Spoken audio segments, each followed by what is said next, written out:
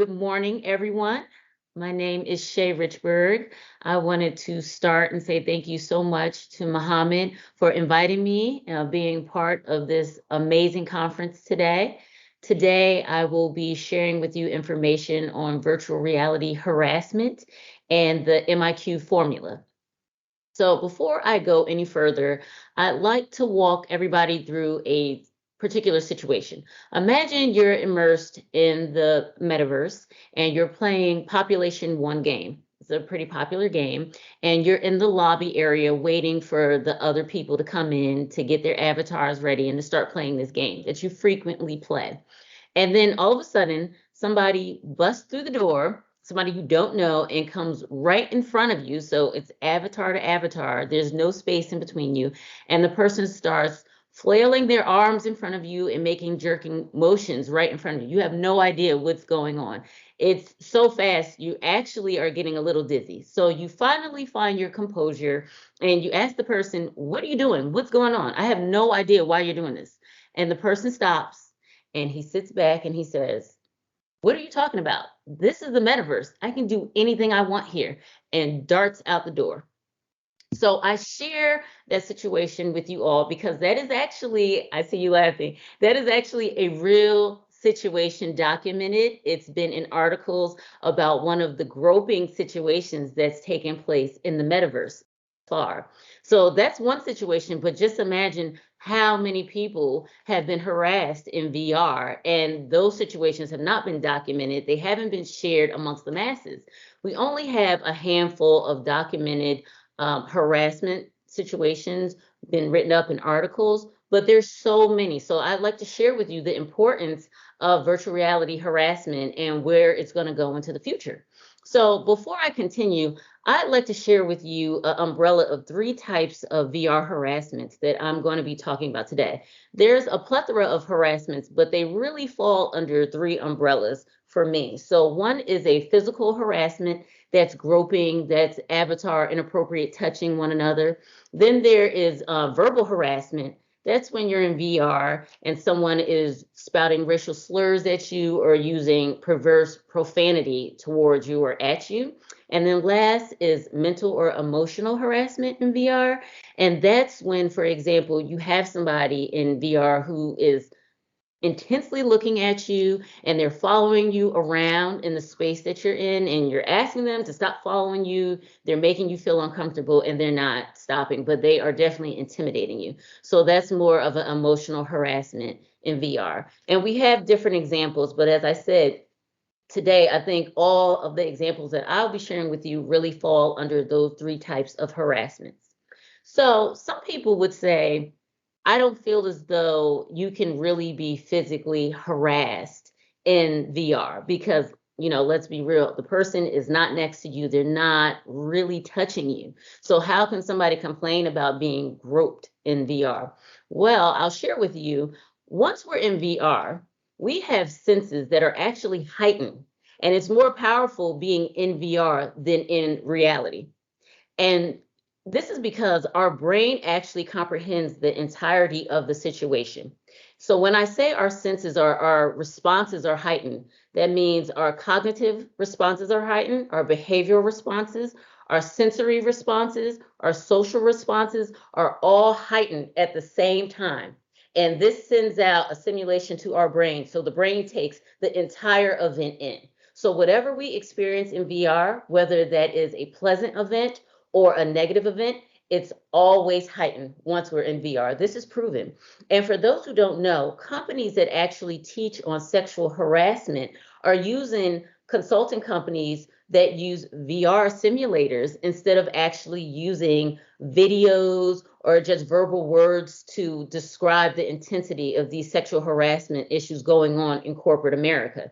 So if you don't believe me, please do a little research and find out how VR is very stimulating to the brain and how you really internalize it and it really feels very real to the body.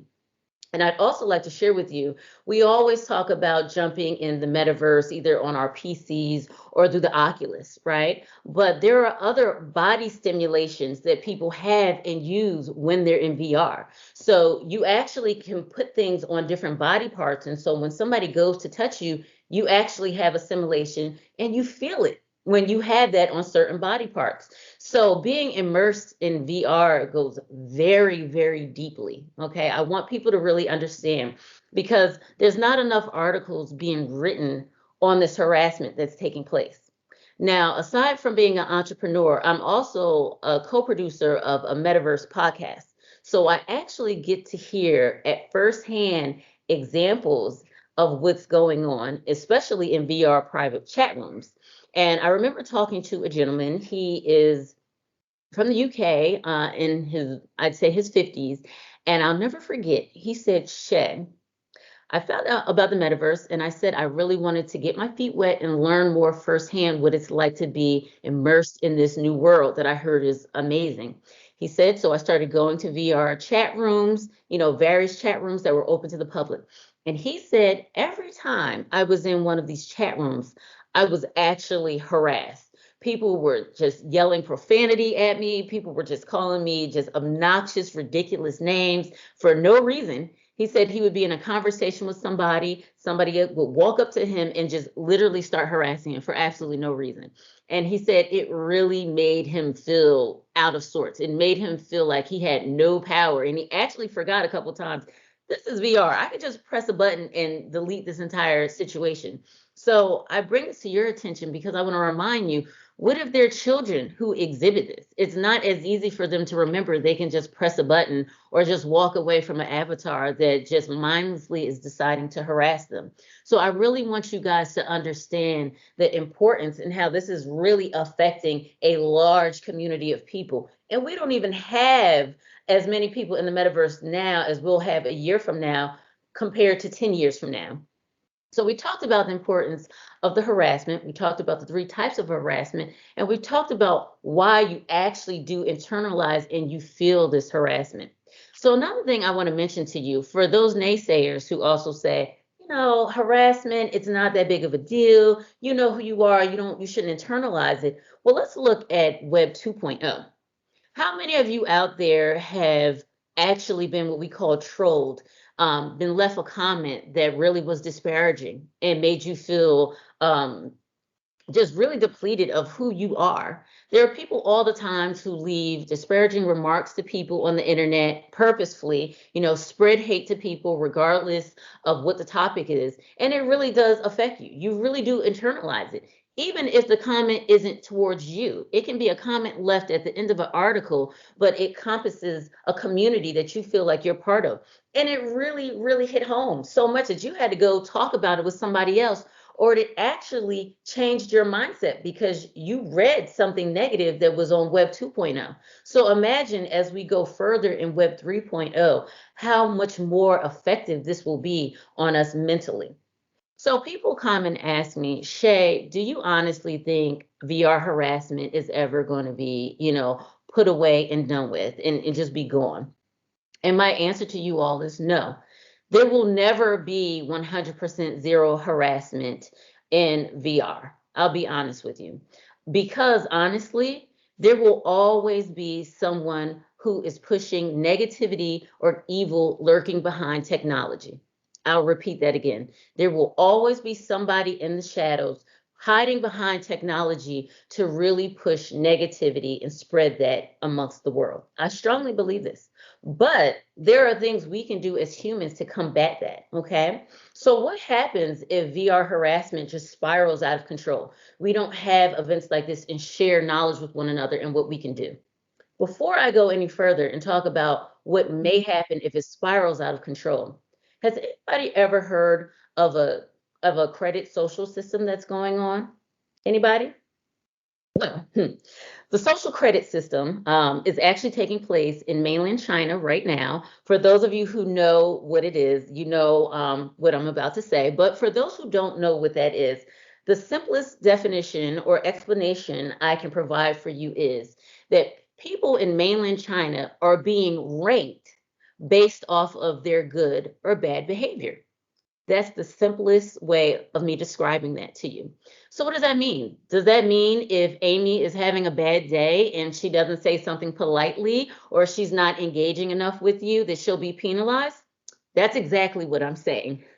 So what happens is there are social rankings that take place based off of maybe if you pay your bills on time, if you're in a public area, and if you are smoking, you're not supposed to be smoking, or your social dialogue with somebody.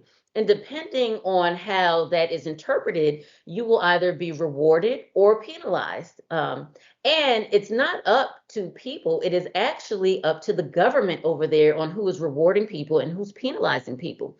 So when we look at rewards, that may be a discount to something or maybe some small monetary benefit. But what really struck a chord with me were the penalties that people were exhibiting who are part of this social credit system.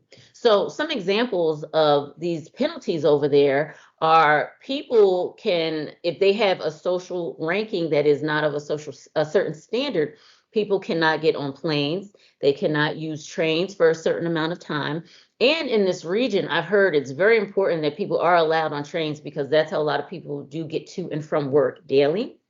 You are not allowed to be within certain facilities, hotel facilities. You're banned from having registrations to certain hotels.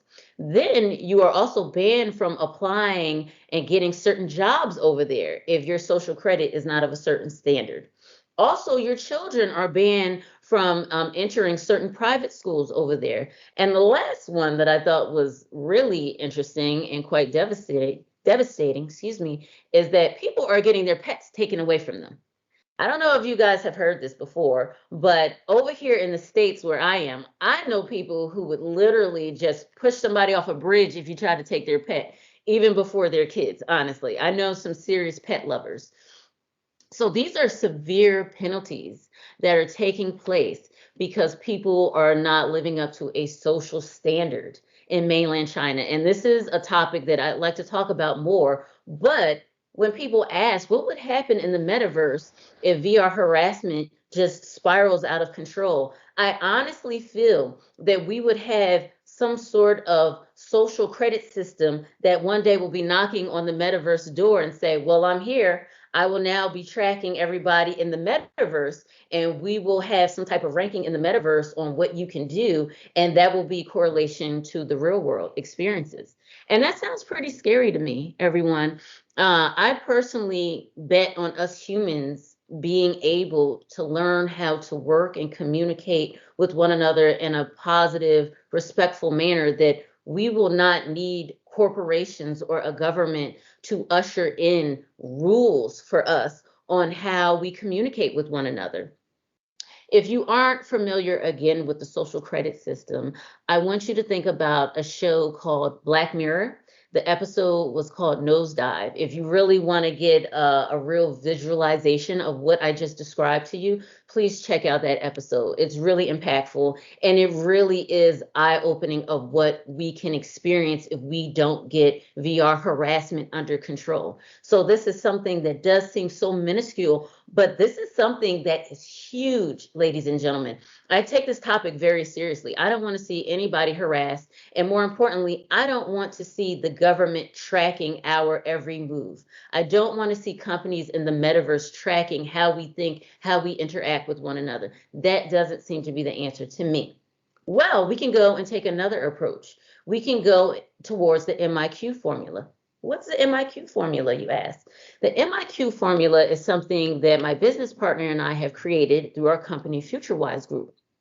And essentially what this is this is a human connection formula or an intelligence formula on how humans will have to connect with one another in the metaverse.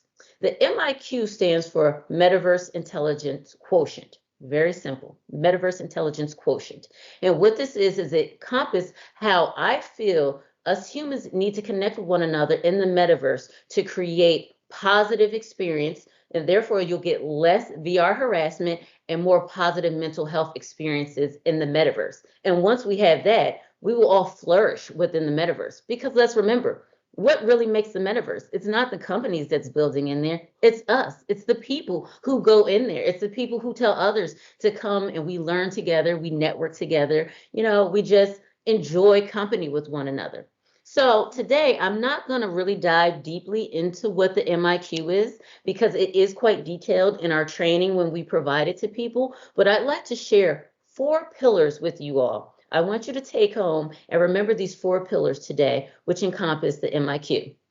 Very quickly, the first pillar is awareness, second, inclusiveness, third, empathy, and fourth is respect. Okay, so the first pillar, awareness. There are 3 types of awareness that we have to be mindful of once we're in the metaverse. First is self-awareness. We have to be aware how people see us, hence our avatars, and how we act to others while we're in the metaverse. It's not a place where we should not be aware of how we're acting. If you don't believe me, you should ask Fendi or Dolce & Gabbana and all the other fashion companies that are jumping in who want us to dress to the T because they understand that self-awareness and self-representation in the metaverse is huge. How others perceive us and see us and see us in the metaverse is strongly recommended. Self-awareness. Second is awareness of others. So if you're in a space and you see somebody who's possibly acting a bit erratic, they're jumping all over in the metaverse in this location, or you're uncomfortable with their avatar, you have to be aware of that and be mindful. Maybe I shouldn't go around that person. I may put myself in a situation of harassment or uncomfortable. So you don't want to find yourself being placed around people. If you're cognitive that this may be a situation, be mindful and don't put yourself in that situation. And lastly is self-awareness of your total environment in the metaverse. I've been to some really amazing environments. I've been to some environments where it's mind-blowing, it's amazing, and others that feel really creepy. We're going to have all these situations in the metaverse. So if you feel as though you're in a room or a community that you are not feeling aware of yourself or positive environment or people who you're around, you need to exit. There may even be artwork or symbols around you that you don't feel quite comfortable or it doesn't fit well with your spirit. You need to be really aware of this. Being aware can stop this harassment in the metaverse. Secondly is inclusiveness. We hear this word all the time, but understand that metaverse and inclusivity actually go hand in hand. Unless you are in a private room, a private invitation where in this room there are like-minded people or people from the same demographics or region or religion, unless you're in a setting of that, understand that in the metaverse, you're going to be around people from all over, different backgrounds, people who look different from you, people who have different political views than you. And you have to embrace that. That's what makes the metaverse. That is what makes it spectacular. So if you don't have the mindset of wanting to engage with others who are unlike you, you really have to change that mindset because that's what the metaverse is about. It's for us to learn this new information and connect with people we can't readily connect with. Even today, connecting and talking with you all over the world. I think that's amazing. I love it. And so you have to have this mindset when you go in the metaverse to stop harassment. Thirdly, we're talking about empathy. So if you yourself are not someone who is harassing someone or has been harassed, but you may be in the metaverse and you observe it happening to somebody else, the biggest tool you can use in the metaverse is obviously your voice. So if you see somebody being combative towards somebody else, it's our responsibility as humans to maybe walk over there and say, is everything okay? Maybe we should change the topic. If you see somebody rushing in a room, as the example I started with today in my presentation, somebody needs to say, I don't think this is appropriate behavior. This is what we have to do, ladies and gentlemen. And lastly, respect. The same manner of respect that we exhibit in our real world should be translated into this virtual world. There should be no different. We should not use the metaverse as a hiding mask behind these avatars to really portray less respect for certain people in the metaverse. So again, these 4 pillars, if we have these as our moral compass while we're in the metaverse, there will be less harassment and it will just be a more positive environment for all. And the metaverse, I've seen so many movies and I love how they make it seem like one day, it's going to be a sonic boom and we're just all going to be in the metaverse 24 hours out of the day. I don't think we're ever going to get there. I honestly think the metaverse is created to enhance our real world. It's for us to connect like we're doing right now. It's for us to learn from one another. Kids can learn in school. We can play games with one another from all over or connect with family members all over the world. It's to enhance and create a positive environment, okay? And I can't stress that enough to you all. So, we're at a fork in the road. We can take the blue pill or the red pill that I've presented to you. I personally will always bet on humans and for us to be responsible enough to stay connected and show love to one another. And I must say, before I leave here, as I said, I don't think that VR harassment is going anywhere, but I have to acknowledge that Meta, formerly known as Facebook, does have something called personal boundaries where an avatar can't come within 4 feet of another avatar. So I see companies are working on their end slowly to address these issues, but it's really on us as humans to get it together, work together, and if we apply this MIQ formula, we will see substantial difference and create a wonderful environment for all with less harassment. Thank you so much for listening to what I had to say today. I am so passionate about this topic. I really talk about this quite frequently with adults and children. I hope you translated and felt my passion for this and how important this is. If you have any questions concerning the MIQ, my partner and I, we work with community builders, builders in the metaverse, educators, and students. Mohammed, thank you again. This is such a near and dear topic to me. I wish one day I would be as fluent as you are, as articulate as you are. This is my dream. When I will grow up, when I will be a man, I hope to be as gifted as you. Bravo. I appreciate. I think, I don't know if you could be there for the panel at the end. No, not sure. I have another speaking engagement Ah, today mince. that I Okay. did bring up to you previously. So, Yeah, and it is yeah, you told soon. me. So, as soon as I jump off, I have to practice to give another speech, literally. I'm so Practice. sorry. No, you're perfect. So sorry, we won't take a question to avoid a big shift because since this morning we were shifting, but it was amazing. I saw Johan. Johan was all right. Yes. No, you're wonderful. Thank you very much. We really appreciate your time and your joie de vivre. If you don't know what it means, call Jocelyn. Ta joie de vivre. Oh, Yeah, very nice. And what does that mean ask, again? no, no, ask Jocelyn. She speaks French. Oh, Okay, what does that mean? how you enjoy your life. I Uh-huh. asked to Oh, you, Jocelyn. She's telling you. So our next speaker is Rimena Tormo. I hope thank you you. so much. No, I appreciate it. Really, you were fantastic. To be honest, really.